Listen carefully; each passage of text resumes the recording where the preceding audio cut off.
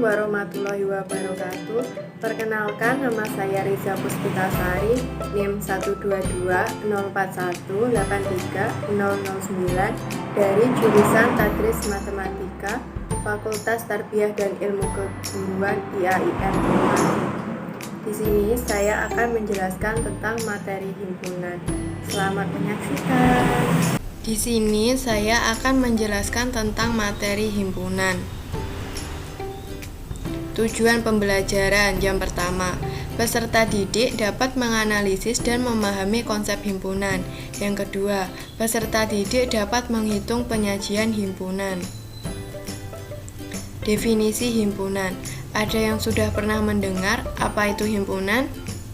Himpunan adalah sekumpulan atau sekelompok. Contohnya, sekumpulan siswa yang hobi bermain bola basket.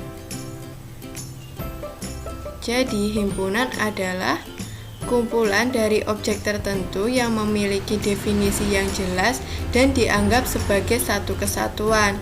Himpunan dilambangkan dengan menggunakan huruf kapital seperti A, B, C, D, E, F, dan sebagainya. Lalu, apakah semua sekumpulan atau sekelompok objek itu dapat dikatakan himpunan? Tidak semua sekumpulan atau sekelompok objek itu bisa dikatakan himpunan. Lalu, bagaimana yang bisa dikatakan himpunan? Bisa dikatakan himpunan apabila sekumpulan atau sekelompok objek tertentu itu memiliki definisi yang jelas. Contoh himpunan. Himpunan siswa laki-laki, himpunan siswa yang lahir pada bulan Agustus, himpunan binatang yang berkaki dua, himpunan negara di Asia Tenggara, himpunan buah-buahan yang diawali dengan huruf M. Contoh bukan himpunan. Himpunan siswa yang pandai di sekolah. Definisi pandai bagi setiap orang itu berbeda-beda. Ada yang pandai di akademik, ada yang pandai di non-akademik. Jadi definisinya itu belum jelas ya, jadi bukan himpunan. Yang kedua, himpunan pelajaran yang disenangi siswa. Pelajaran yang disenangi siswa itu berbeda-beda. Ada siswa yang senang pelajaran matematika, ada siswa yang senang pelajaran bahasa Inggris, jadi bukan termasuk himpunan. Yang ketiga, himpunan makanan yang lezat. Definisi lezat bagi setiap orang itu berbeda-beda. Ada yang mengatakan makanan yang lezat itu nasi goreng, ada yang mengatakan makanan yang lezat itu pizza. Jadi bukan termasuk himpunan. Yang keempat, himpunan lukisan yang menarik. Definisi menarik bagi setiap orang itu berbeda-beda. Ada yang mengatakan lukisan yang menarik itu adalah lukisan yang abstrak.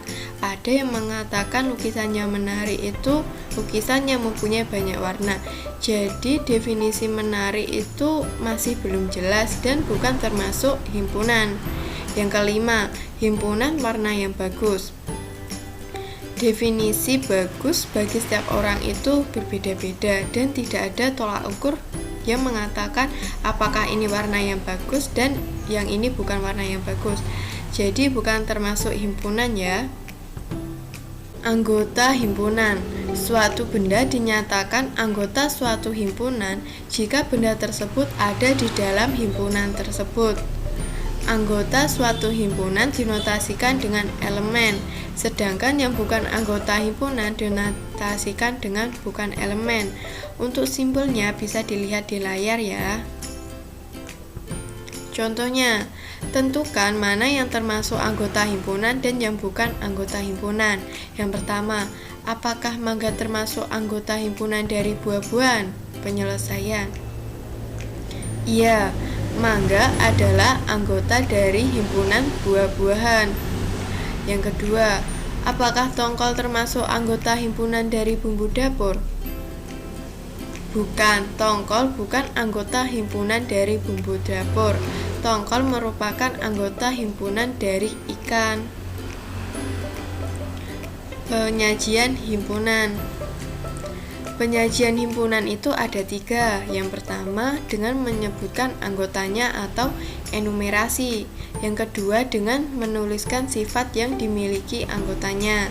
Yang ketiga dengan notasi pembentuk himpunan. Yang pertama dengan menyebutkan anggotanya atau enumerasi. Suatu himpunan dapat dinyatakan dengan menyebutkan semua anggotanya yang dituliskan dalam kurung kurawal. Contohnya, diketahui himpunan P mempunyai anggota bilangan asli yang kurang dari 10.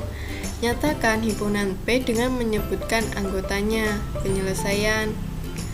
Bilangan asli itu kan dimulai dari 1, berarti himpunan P mempunyai anggota 1, 2, 3, 4, 5, 6, 7, 8, 9.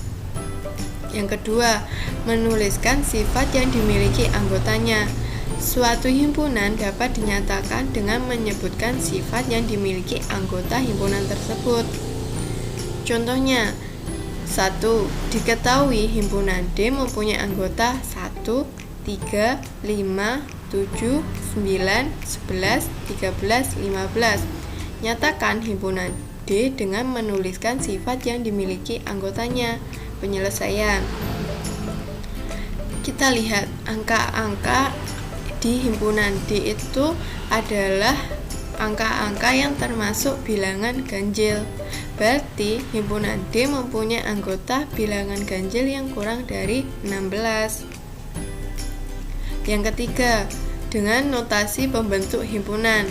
Suatu himpunan dapat dinyatakan dengan menuliskan syarat keanggotaan himpunan tersebut. Notasi ini biasanya berbentuk X sedemikian hingga PX. Contohnya, 1. Diketahui himpunan M mempunyai anggota bilangan bulat lebih dari negatif 5 dan kurang dari 4. Nyatakan himpunan M dengan notasi pembentuk himpunan. Penyelesaian. Himpunan M tadi kan mempunyai anggota bilangan bulat lebih dari negatif 5 dan kurang dari 4.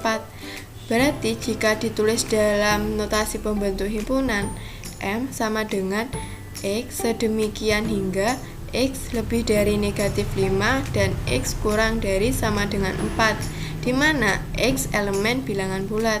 Berarti X itu bisa bernilai negatif 4, negatif 3, negatif 2, negatif 1, 0, 1, 2, 3, 4. Demikian video pembelajaran tentang materi himpunan. Apabila ada salah kata saya mohon maaf, dan semoga video ini bermanfaat bagi kita semua. Saya ucapkan terima kasih.